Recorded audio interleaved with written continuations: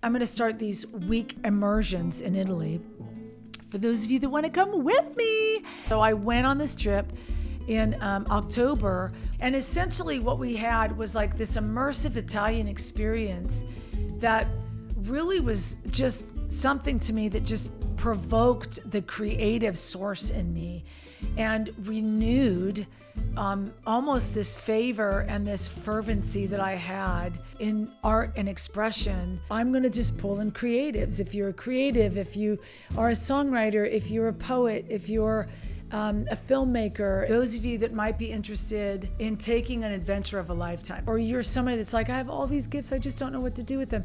You almost have to be on your toes to figure out how am I going to do this differently. Here's one thing that I know and I'm absolutely sure of.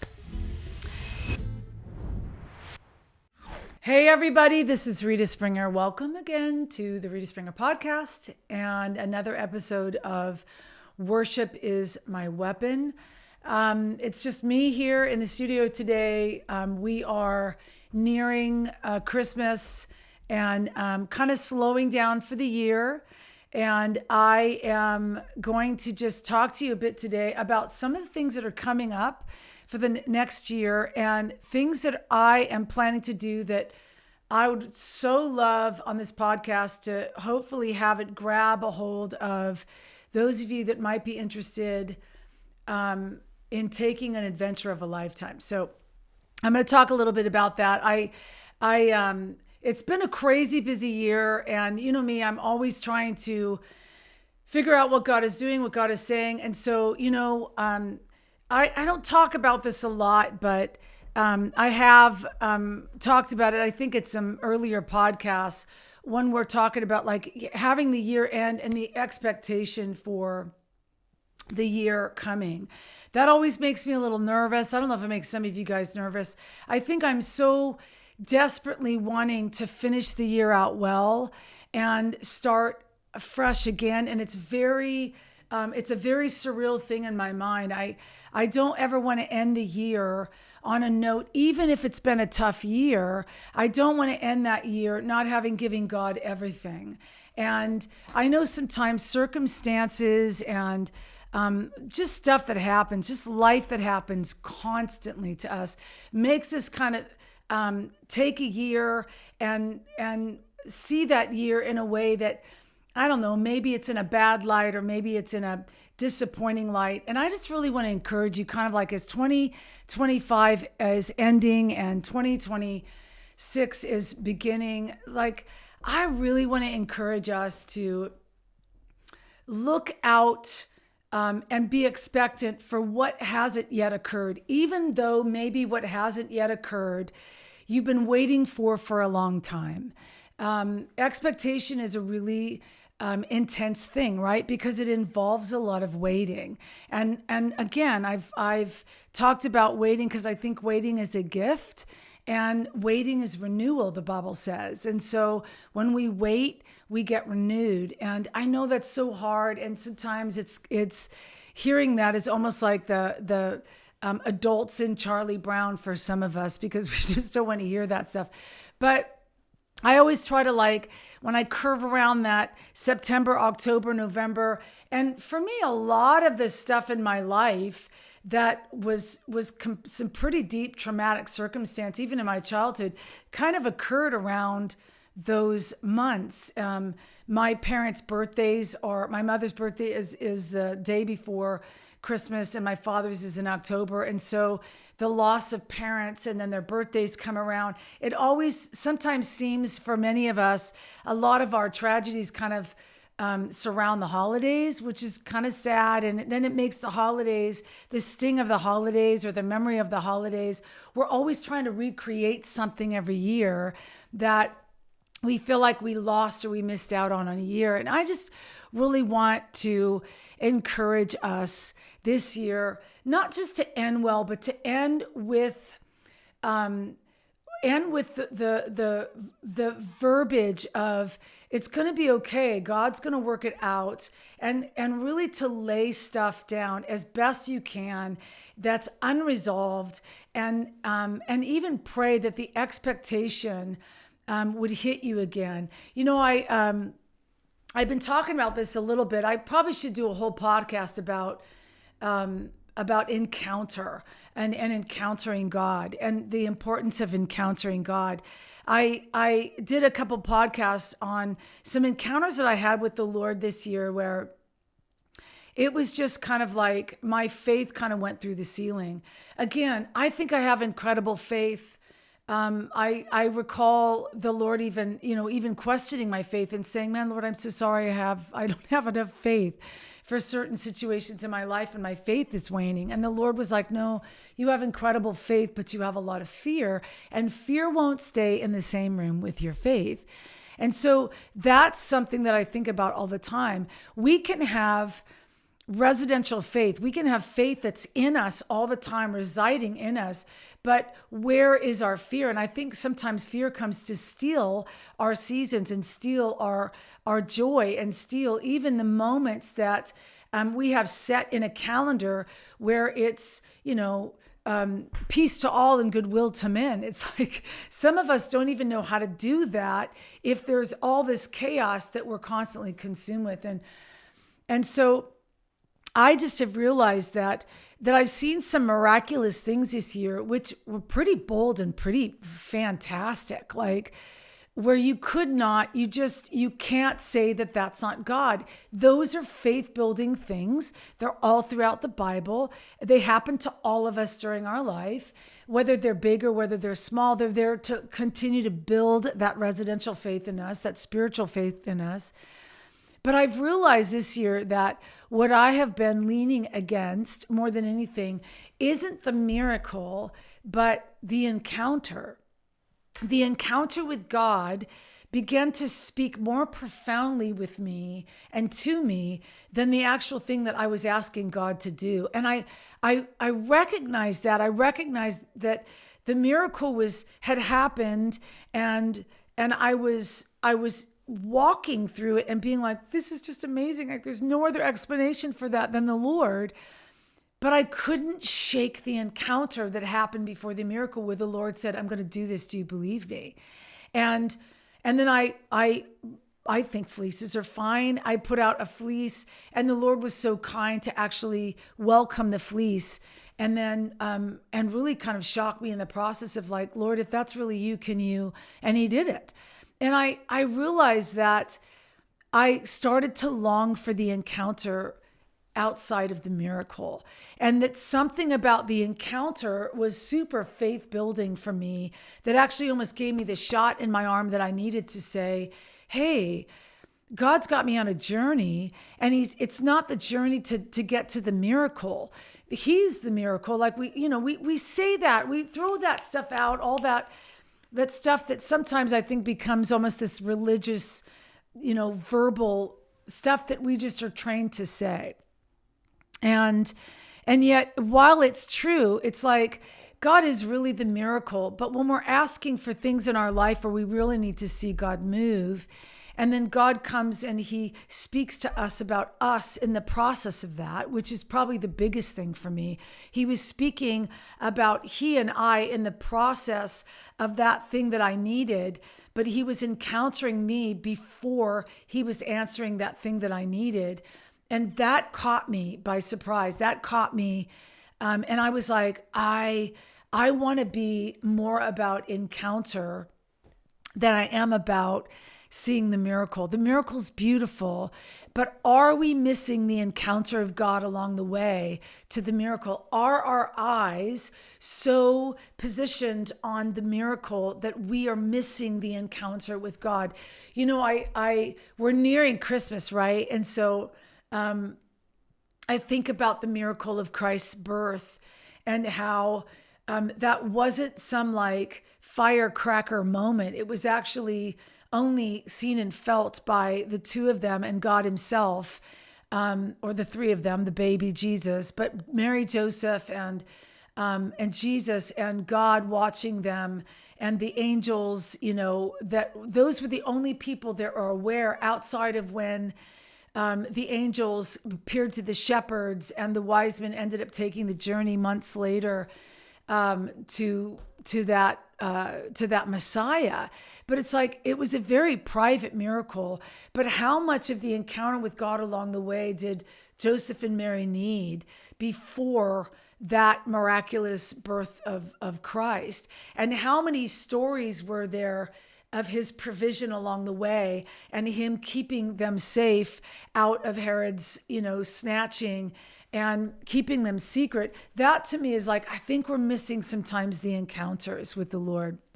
And so as we draw close to the end of this year, I just want to encourage you to start to ask the Lord for grander encounters, even though you still need the miracles. And in the process of getting those miracles, that you would always hold close the encounters with the Lord. There's something that has happened to me in the process of this, and it's actually given me almost like the jolt to be like, okay, how do we do 2026? What are we looking for 2026?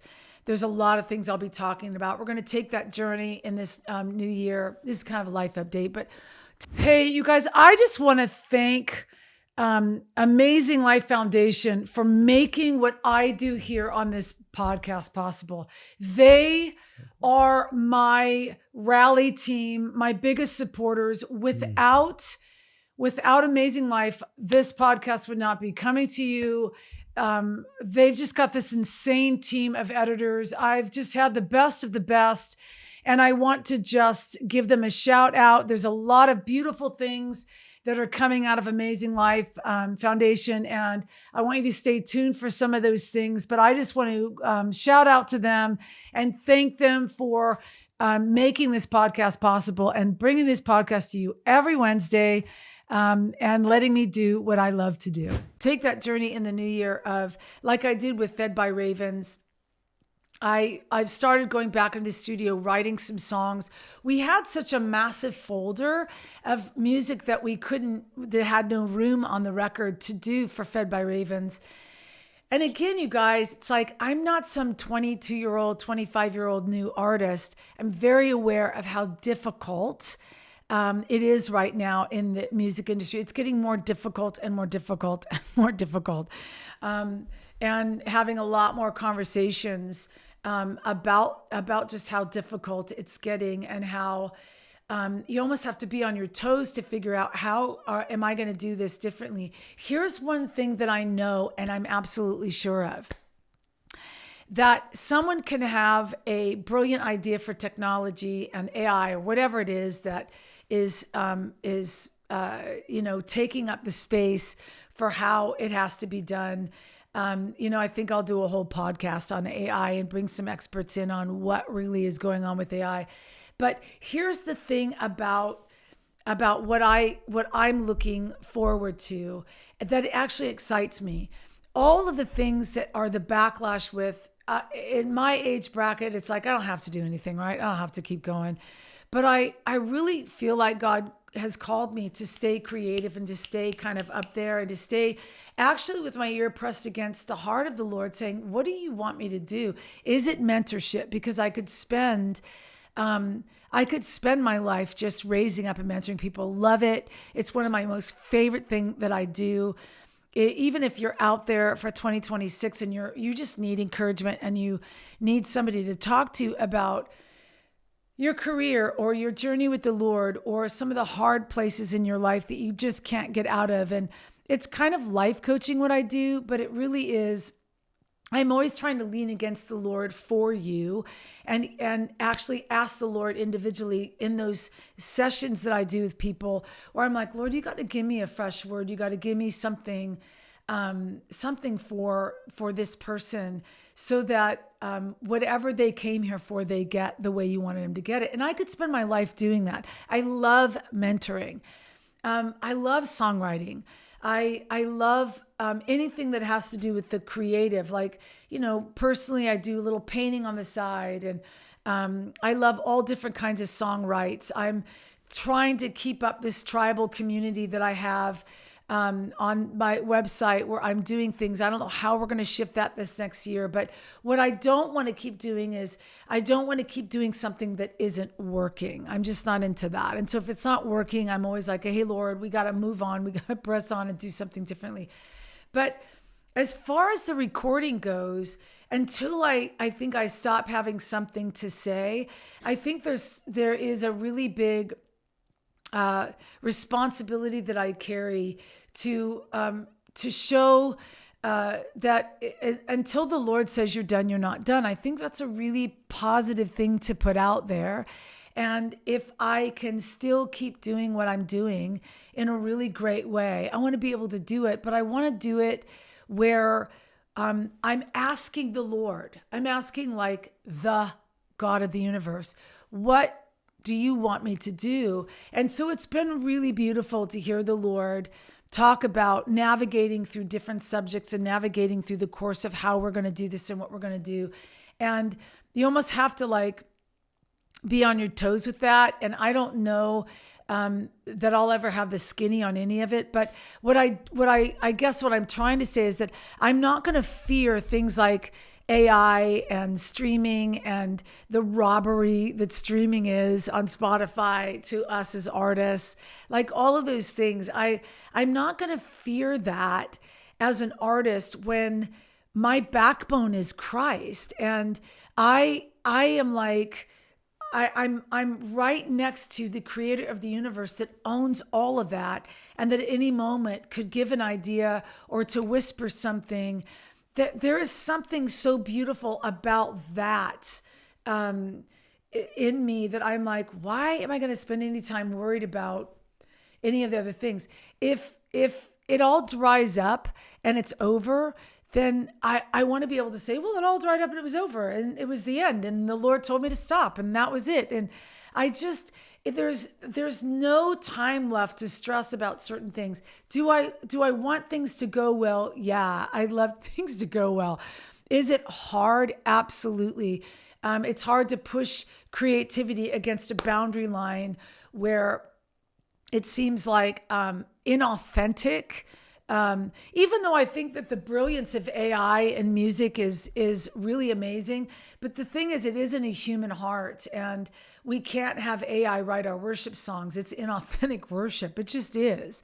And we can wow a crowd, like a crowd can be wowed. We know that in scripture, that any crowd can turn on a dime, any way you want it to do it.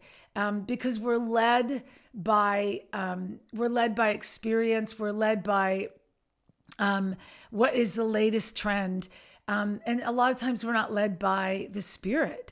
And I just want to keep doing things that have the Spirit wrapped up in it. You can tell what is a spiritual thing and what is a spiritual encounter as opposed to an inauthentic experience or a momentary experience. And so maybe that's just to encourage those younger artists that are coming up, that your fight is going to be AI. Your fight is going to be that you're going to be fighting a machine that does it better than you do.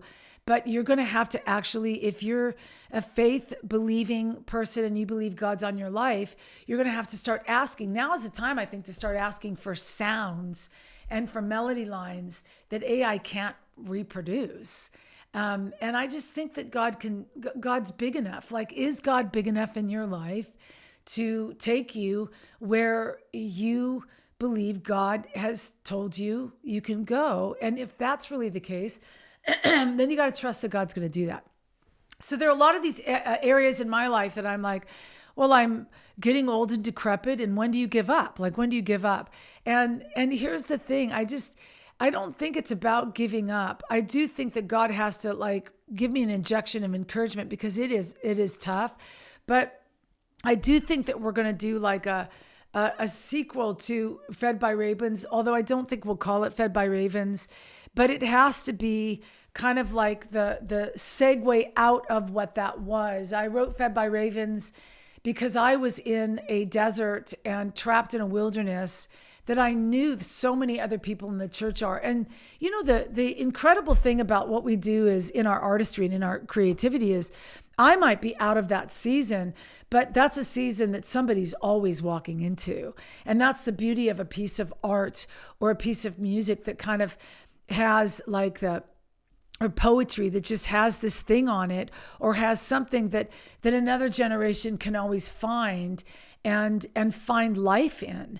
And so, but the art of storytelling is to tell the story of where you are now. And so I feel like we've got to really start talking about what it's like to live when you come out of the wilderness into the clearing. And those songs are fascinating to find, because you have to actually sit down and figure out what the clearing looks like. And the clearing isn't necessarily the miracle, right? The clearing isn't necessarily that everything's patched up and nothing's leaking and, the boat's been repaired and you got food in the cupboard and everything's great.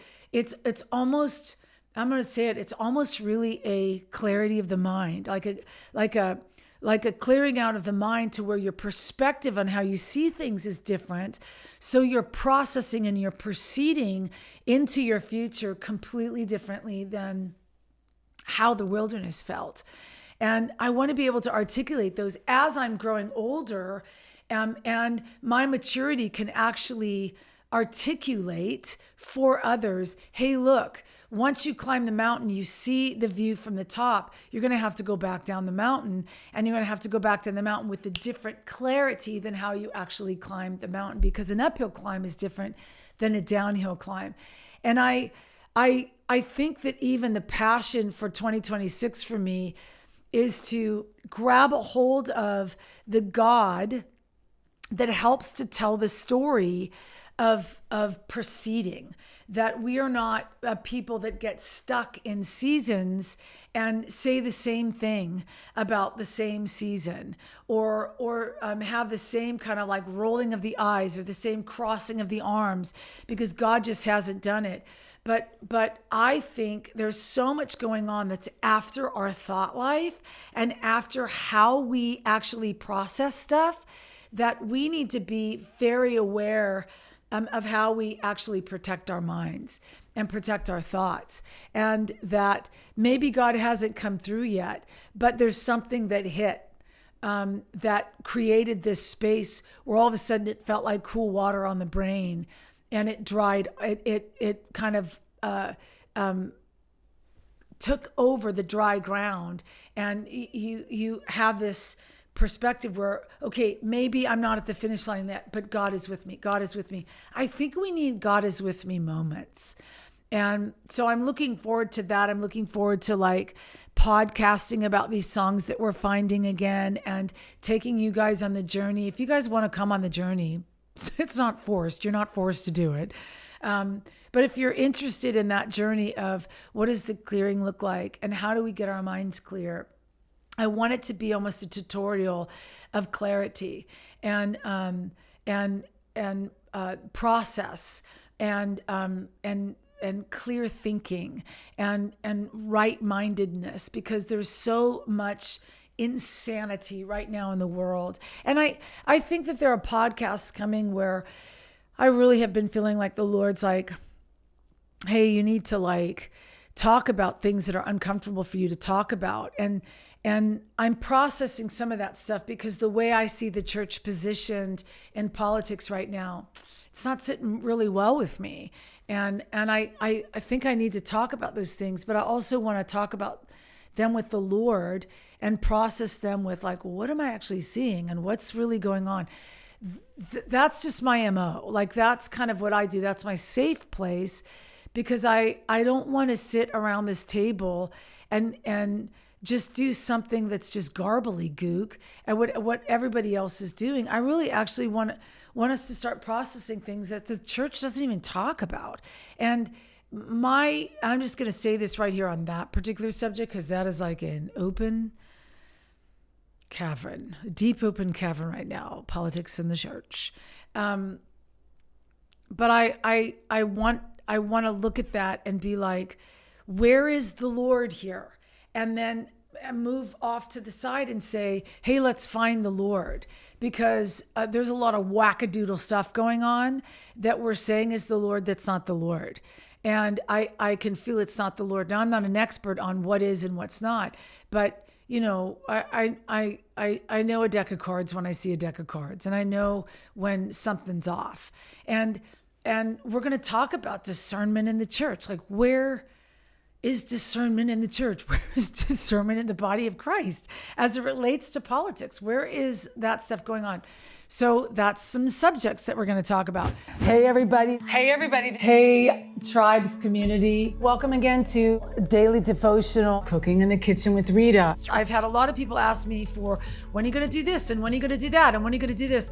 Well, I have created a platform on my website under the tab Community, where you will be then taken to Tribes. And I am inviting you to be part of my tribe. We are doing Bible studies and daily devotionals and throwing some cooking shows in there on my favorite recipes. Bon appetit. Doing mentorships and songwriting things that we're going to be uploading.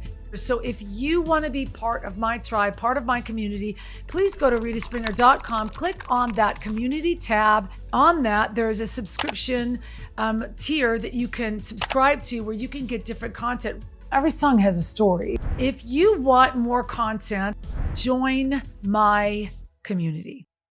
And then I am busting out, peeps, and I don't know if it's crazy. I don't know if I'm biting off more than I could chew, but I just had this feeling with the Lord that I wanted to do something a little bit more creative, but I wanted to actually do it interactive, like do something interactive.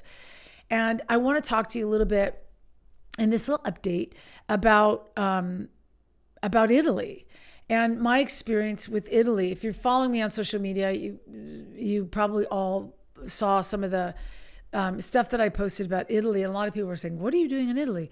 Well, I had this kind of conversation with this designer, this aesthetics designer out in Seattle, Washington, that my niece works for. And we had this conversation about what she does and what she began to do with some of her clientele. She's a, I wouldn't call her really an interior designer, like building from the ground up. She's almost like an aesthetics designer. Like you call her to decorate, or you call her to do seasonal decorations, or come in and position your kitchen decor wise the way you want, or whatever. She's just really brilliant at it. And what I love about her name's Teresa Johnson. And what I love about Teresa is that Teresa thinks outside the box, right? So she loves the Lord, but she thinks outside the box as it relates to, and I it's kind of weird when I say outside the box. I think it's because we're so used to living with parameters and boundary lines, even in our creativity, as it relates to us as faith-filled Christians, which is just silly. I should just not have to use the verbiage outside the box. In the church, we should not have to be like, well, it's in the boundary lines of this box that we keep God in. God doesn't stand boxes. His creativity doesn't stand boxes. But all that to say, she's kind of this designer that almost thinks in terms of angle, shape, storyline. Like she can see a storyline in the crooked angle of a branch, right? And so she can see that crooked branch has to be positioned this way on the table or this way on a shelf in order to illuminate this side. It's just really kind of really beautiful design stuff that just, to me, I'm not a designer. Like, I can do it, I can get away with it, but I don't know the logistics of it. I know what I like, but the only reason I'm like that, you guys, is because I've allowed God in those areas to be like, how do you see this? How do you see this? And that's where you got God in a box. If you're not talking to the Lord about all these aspects of your life, like how would you do this? And how would you do this? And how would you do this? I asked the Lord how to decorate my house for Christmas. And he'll tell me colors, what colors we'll use this year, all those kind of things. And then you got a group of you guys that are like, well, I don't hear God like that. It's like, well, are you asking? Like, are you asking? Yes, he'll speak to me in my personality and my character. But he'll only give you what your you're asking for. Like, he's not going to bombard you and come in and be like, let me tell you how to do this. He really wants conversation. I want him in all those areas of my life. I'm like, come on in here. You're the greatest designer in the world. How would you do this? How would you do this? Even the strength to get it done. Like, I have to ask for the strength to get it done because my body is so limited with my back pain. It takes me 3 or 4 days to get things done, but the Lord is with me. And so I love that. And I love that Teresa is like, when she sees things, she sees things like that in that creative realm. Well, she found a family in La Marche, Italy, that has this absolutely stunning village. It's like this old villa that, I don't know if it dates back to the 14th or the 16th century, but it's just absolutely stunning. And she began to they used it as a bed and breakfast. And she said, hey, can I partner with you where I bring people over to have like an immersive experience in the culture of Italy? And so she's been doing that with some of her clientele. And I just thought, wow, that's so interesting. I want to go and I want to just kind of be a fly on the wall and participate with her in this. And I have this idea, like I just have this idea. And I had the same thing happen to me when I started Dive. And some of you newer viewers, because I've been out of Dive for so long, Dive was an acronym for Deep Innovative Vertical Expression. And about 4 or 5 times a year for a week, I did a week 7-day intensive with artists from all over the place. And I did it from I think we started 2008 to 2019 was our last one.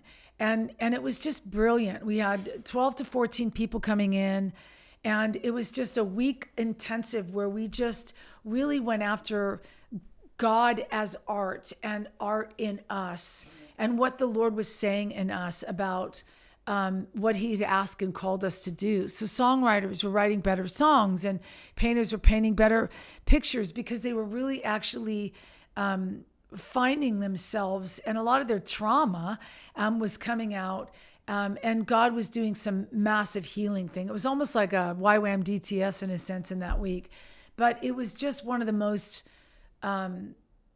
amazing things I've ever done with my life. It was the beginning era of my mentoring era. It's what started the mentorship and the mentoring. And it was just beautiful. Any of you, hundreds of you now that were part of those 14 years of Dive know exactly what I'm talking about. We're like this little scattered family all over the place. And God just met us and came and did these beautiful things in Dive. And so I've been wanting to do something that is a little bit more immersive, but a little bit fresher and in this kind of like creative zone. And so I went on this trip in October with Teresa and my niece and this other group of people that I didn't know anybody. And we stayed at this villa, and it was the most fascinating thing that I've ever done in any kind of vacation. Now, I really felt like that the Lord before I went was just like, I want you to go without an expectation, and I don't want you to go with all of these parameters of, oh gosh, how am I going to get there? Like worry, like I'm traveling by myself. I'm going to freak out. I'm going to worry. Like the Lord's like, I'm with you. So I'm going to be with you. Be smart about what you're doing, but just make sure that all the areas where you would be worried, that you just close those off as the best of your abilities. If you don't know how to take a train, then get a car.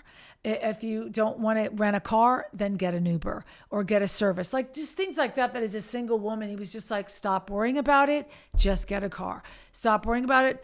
Call this and get a hotel. Like that kind of thing. And I was like, oh my gosh, I felt like God was giving me permission to actually do this in a safe way because I was doing it on my own. And until I got there.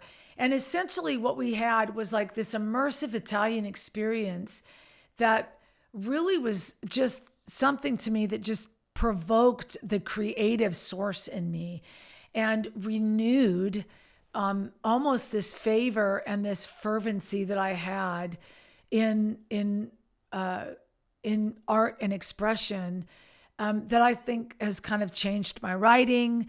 It's changed the way I go after things. It's the way I see color. Like, it just was really fascinating to me how having this week experience where I opened up myself to something I'd never experienced before, took the Lord with me, and we had this beautiful immersive time. And so my whole time there, I was thinking, how do I take people with me in an immersive experience like this here in this villa, where we actually experience the creative expression of the Lord and do it in this and under this ancient kind of place which I think was so key, because there were moments where we were out, or the moments that I was out. It's the bigger city that it's close to is Bologna, and home of, I guess, balsamic vinaigrette and bolognese, if you want to know some history. But I loved Bologna because it wasn't Rome. It wasn't some big over touristy place. And I just spent some time there walking around and just getting lost in churches. And I remember the Lord saying to me, I want you to spend this trip looking up. And I was like, I want you to spend this trip looking up. And I thought what a beautiful statement that was from the Lord. Like, look up. Like, how often in our lives are we so set on looking straight ahead because we've got to pay attention and focus on what we have to do, because if we don't get it done, or we're looking down because things are just so overwhelming. And rarely are we ever, I don't think the Lord's ever said, hey, look up, look up. And what's brilliant about being in a place like that when you're looking up, especially if you're in a building, the building is thousands of years, hundreds and thousands of years old, right? And so when you're looking up and you're almost gasping at the architecture or the art on the wall, or the paintings and the moldings and all of the historical things that should actually take our breath away if we have positioned our mind in a place of renewal. If we've positioned our place in a place for that day, for that season, for that experience, to say, I want to experience God when I'm doing this, and I want to experience not just the momentary thing. I want God to speak to me about my life in this place, in this cathedral, in this. I know that for some of you, you're like, oh, she's just so out in outer space. But you guys, if you want to experience the Lord in a whole new way, you've got to start looking up. Like, you've got to starting the day looking up and just grabbing a hold of the presence of the Lord, grabbing a hold of like, okay, God, I'm going to focus my day, not trying so hard just to get through the day and to pay my bills and to do this thing, which we all just get caught in all the time, but to actually be like, what is the Lord doing in the now? Pull it in, even if it's, and I think it's why I'm going to start these week immersions in Italy for those of you that want to come with me, and teaching people how to look up.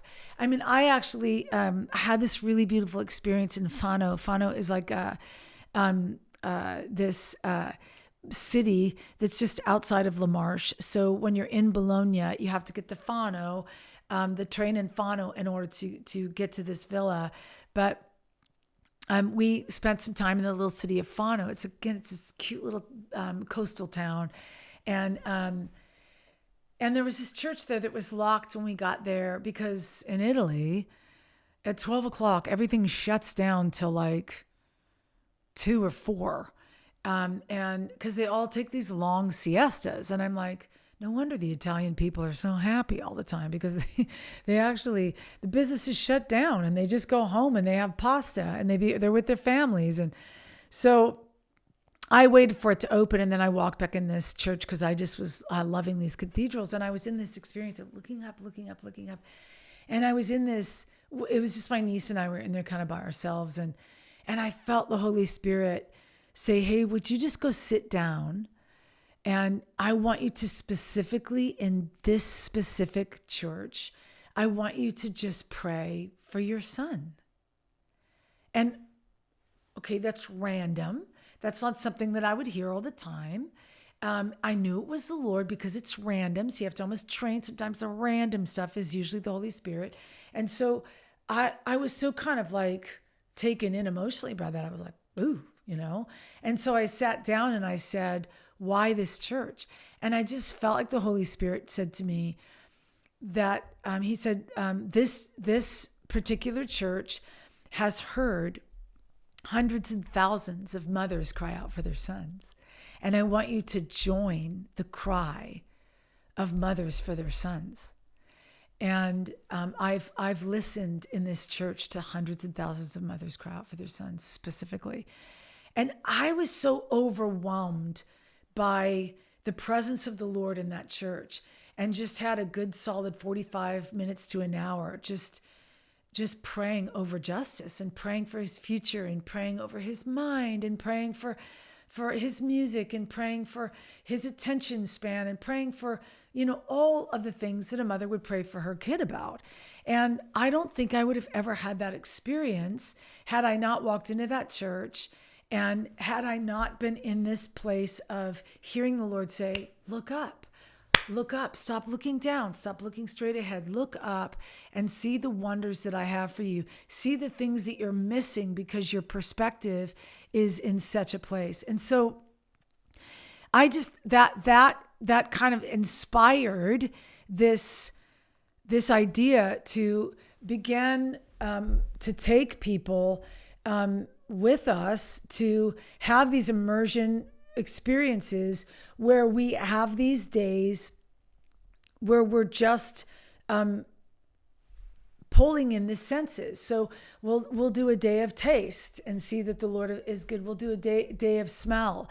We'll do a day of hearing God. We'll do a day of touch and all the we'll take the senses, and we're gonna gather people, a small group of people like I did with Dive, and we're gonna see whoever wants to fly to Bologna with us and have this immersive experience where we are in the culture of this place that has ancient grounds on it.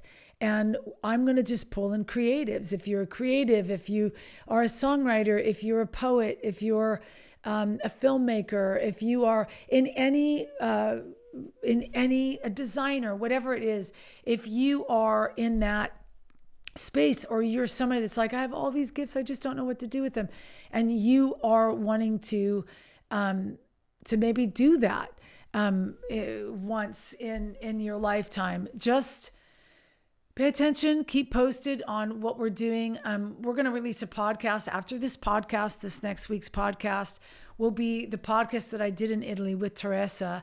And she just really talks about just her position in art. It's not going to be the fancy thing that we do here, because I did it on the road with her there in Italy at the villa. But I cannot tell you how excited I am for this.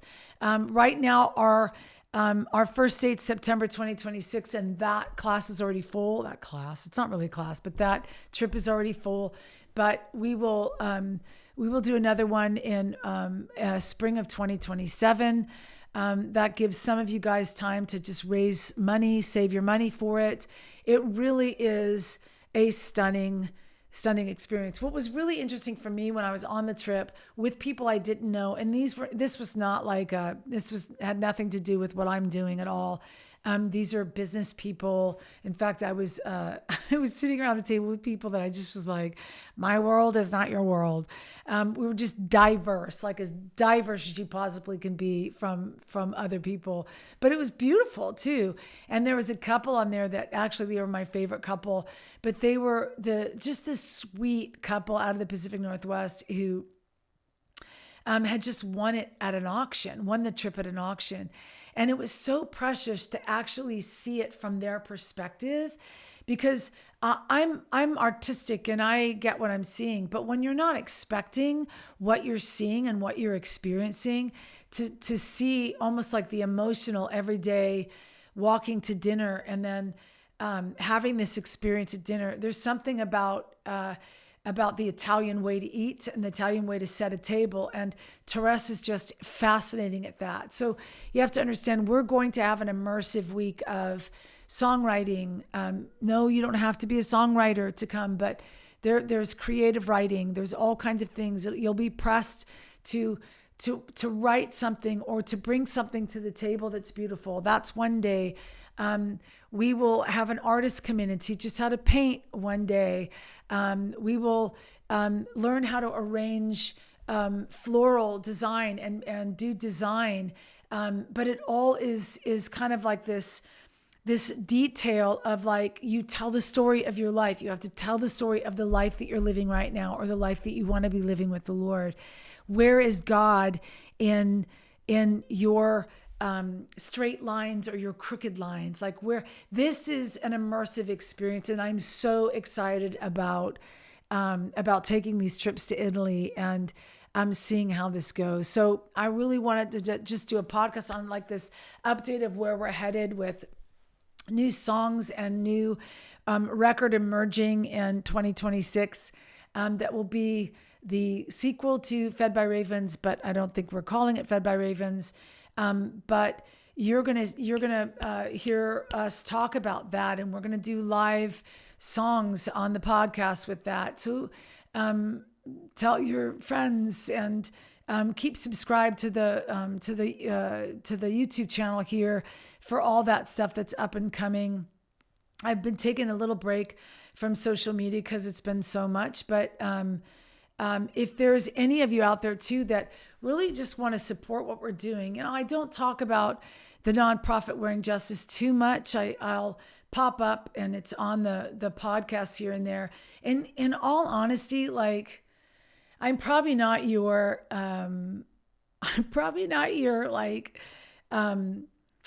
shouldn't be running a nonprofit, because I am not somebody that is very comfortable at all asking people for donations or money. In fact, it makes my skin crawl. I always want that to be integrous, and I want it to be done well, and I want people to want to do it because they believe in it.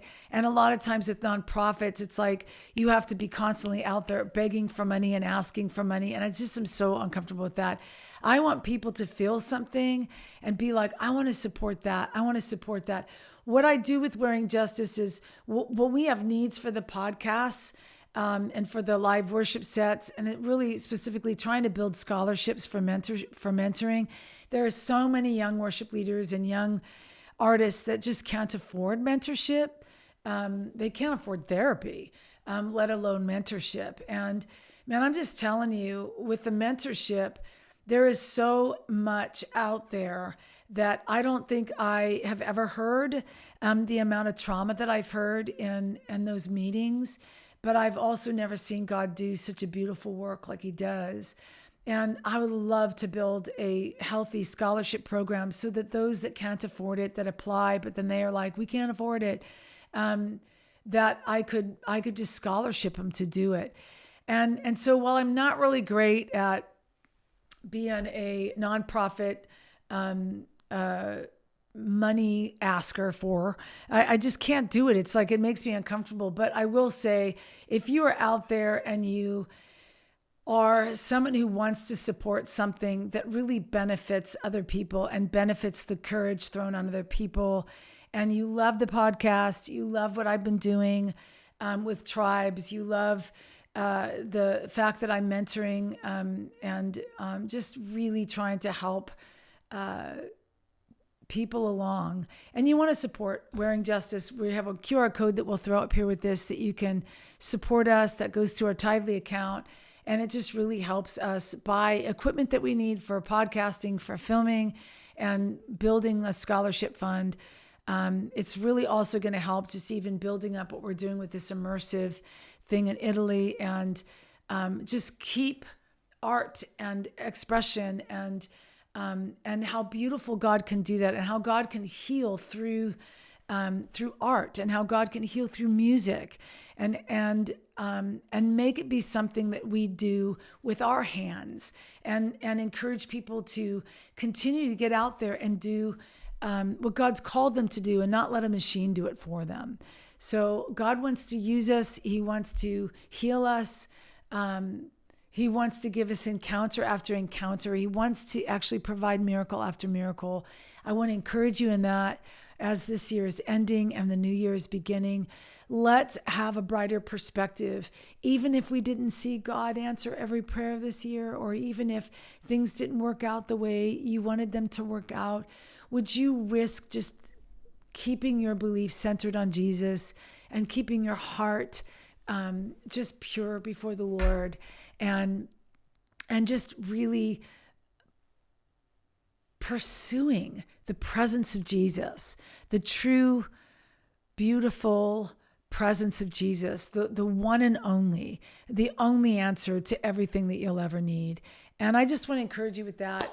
I'm sure there'll be a million things after this, I'm like, oh my gosh, I forgot to say that. Oh, I forgot to say that. But I wanted to just give that little life update of where we're at. We'll probably take a couple weeks off in Christmas with the podcasting, just because I need a break, and build up our episodes for 2026. But bless all of you guys. Thank you so much for tuning in every week. I love my audience. I love those of you that just really need this encouragement every week, and I'm here to give it to you if you keep needing it. I know it's been life for me, and I'll do it as long as the Lord tells me to do it. So bless you guys, and keep your ears posted for all things Italy, and get ready because it's going to be really, really beautiful.